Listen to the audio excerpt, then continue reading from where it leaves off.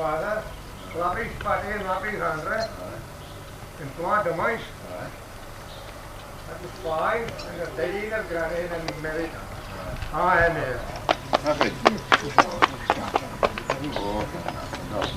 Nee? Gaan grillen, alone daar, gelijk.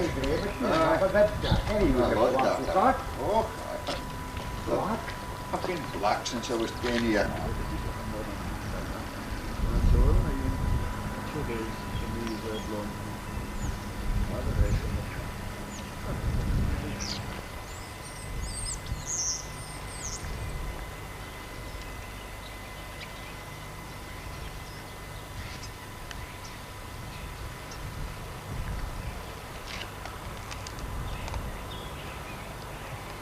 Aye. That Hussey was the Hussey for... Ed Bailey's wall was written to the laird on behalf of my great-great-grandfather when he was writing pleading poverty when it was new built. Fun house that Hussey built? No, well, no, it would have been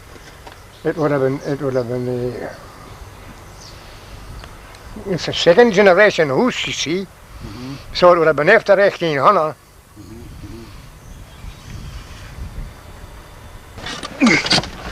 The child look. It's with Patrick Swansea. Around between 1830 and 35.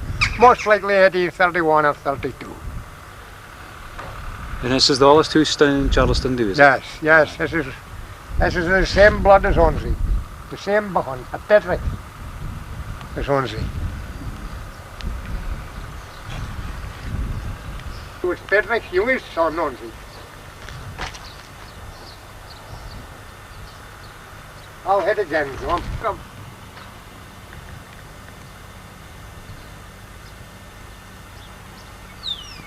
Oh, no. I would say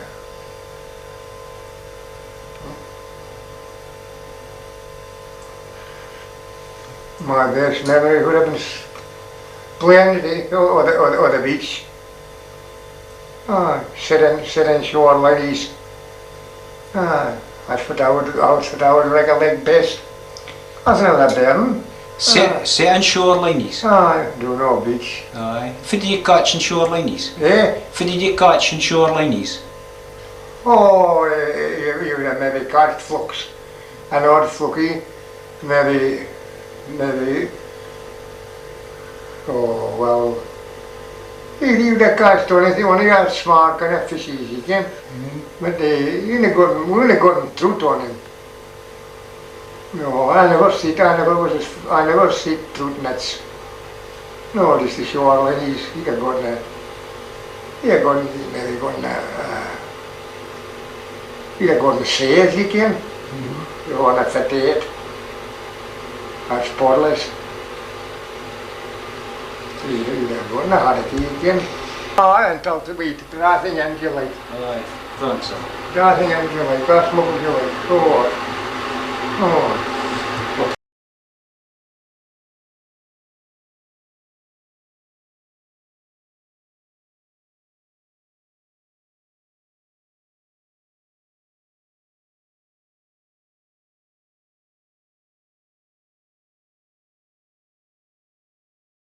First village to Temperance Walk was in Valgey. I can't either I did. I think it must have been about the 1840s, 30s or 40s.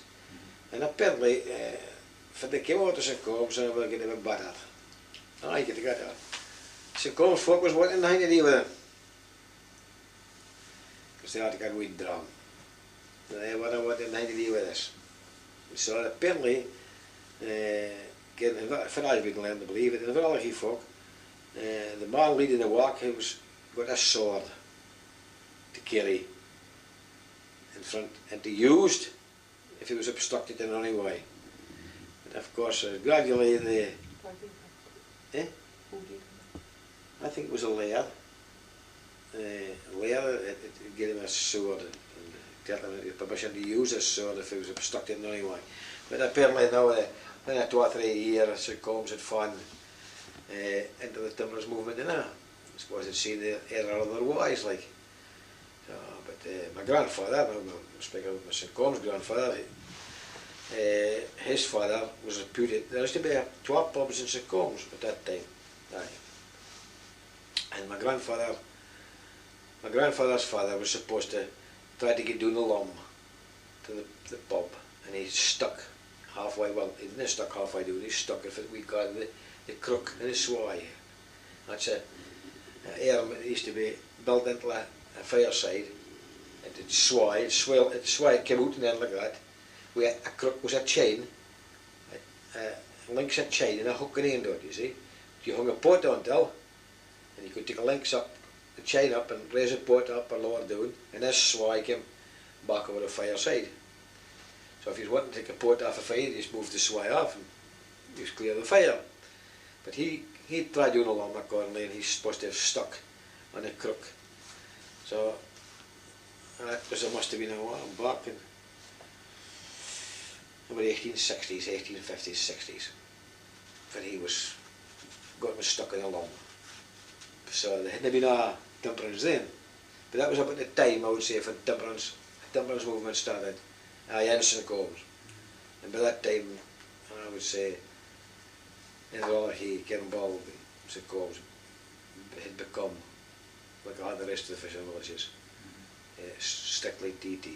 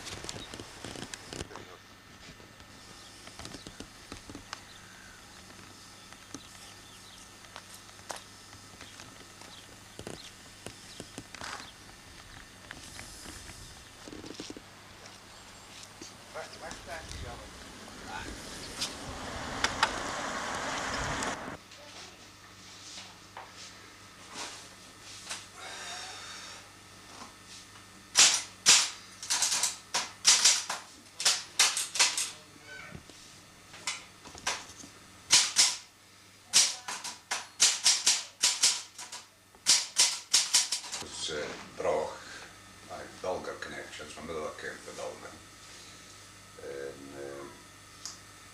And my mother's folk was Martha's Jimmy's, and my father's folk was Plum. He was married to Ach Marianne. My granny came from the Black Isle, you see, to fishing. And she came down, they came down with the sailboat to here and fishing here to the Broch. And my father went to fishing. They lived in North Street. They were Yawley folk, you see, small boats. And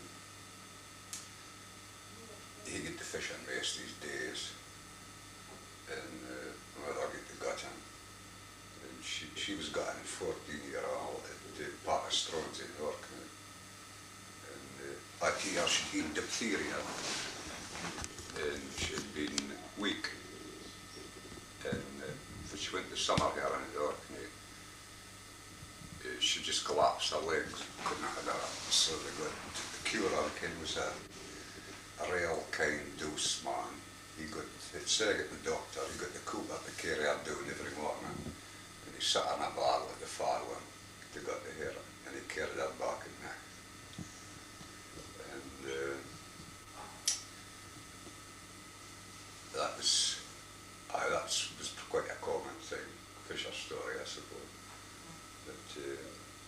sail, I started to see at 50s, 10th man at Hill. I left school, came back to the teachers, they liked their relief, I think. But we didn't have great education. There's a lot of myth about Scottish education. For the not too bright, it was more a form of obedience than an education you received. Because masters left the school illiterate or semi-illiterate. Only the clever folk got on. But I got a lot of fishing anyway. I wanted to write. I went to make movies because I got my education in Dr. Roosnabrook. And I was fishing doing Shields or doing a film. The BBC was filming Tom Hathaway's play, The Gutting Machine, The Filling Machine. So. And I got a client with him and he encouraged me to write. And I first played for television, Dylan and Sally. He gave me a lot of assistance and gave me an introduction to the BBC. And actually, there's no Scottish companies that look at STV and BBC.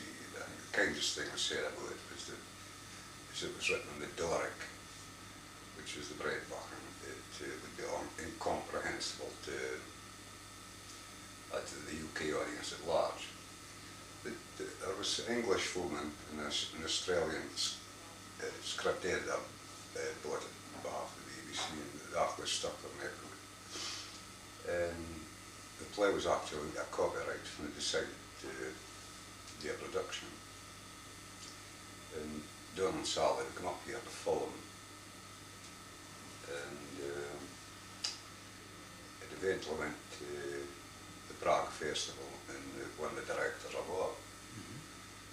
And then I wrote to Drystein Dyker and it received the Harry Govan Memorial Award for Harry Govan may be like.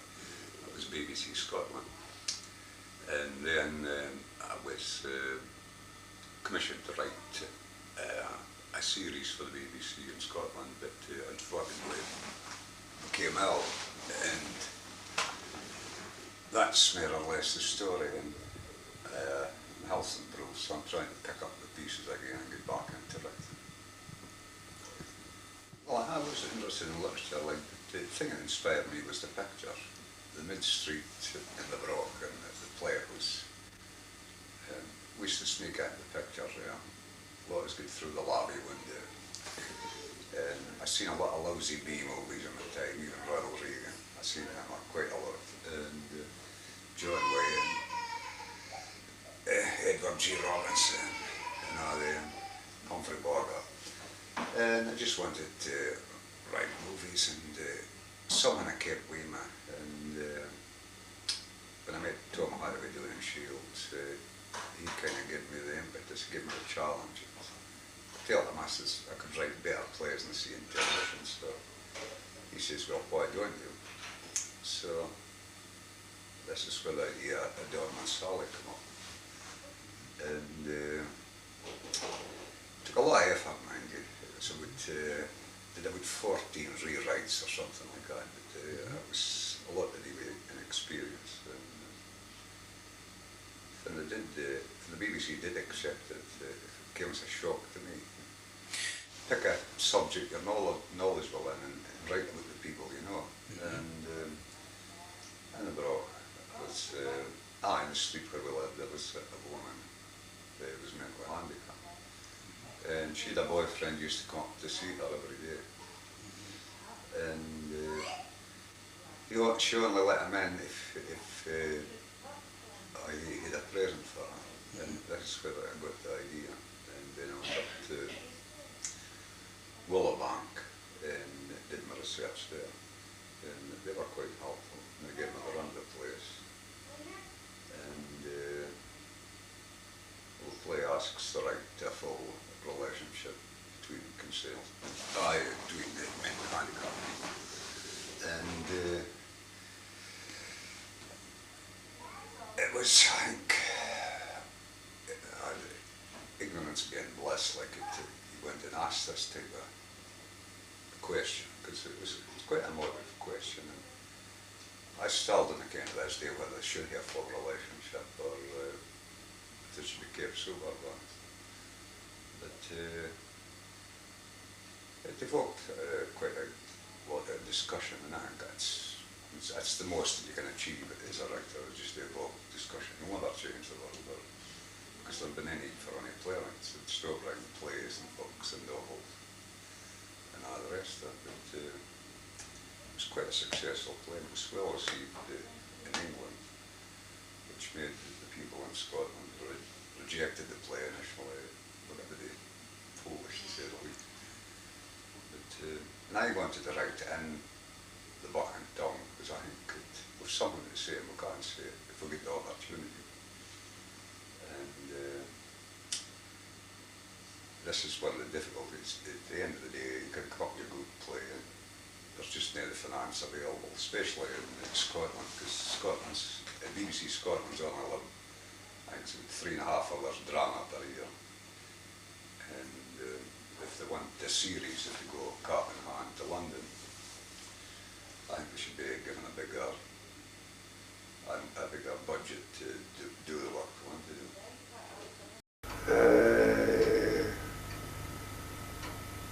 Well, then I think my father's grandfather had been very hard up. See? Because I came across a photocopy of a letter that this Bailey's son, the son Bailey's Wall, had wrote. And it was well written, better writing than I could write, to the laird, you know, Gordon, telling him that this house was now ready. But he says he's very poor. He says, I know you usually keep back 10 shillings in lieu of the house that he's come out of. But he says, he's very poor, but please yourself. So I was thinking he was appealing, you see, to get him not to keep off the 10 bob for that little house. Long ago, eh?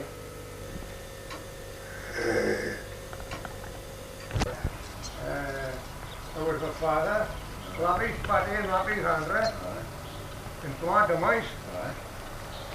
That was 5, and a daddy and a granny and married. And I'm going grey, let alone dark, like.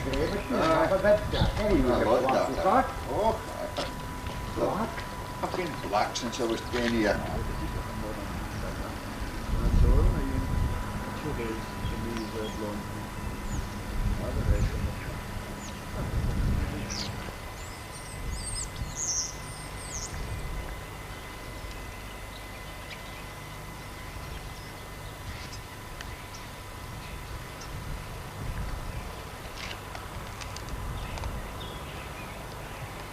Aye.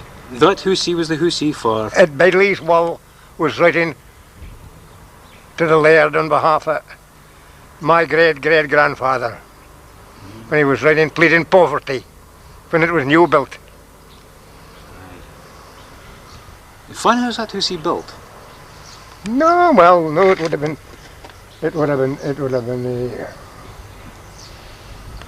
it's a second generation house, you see. So it would have been after 1800.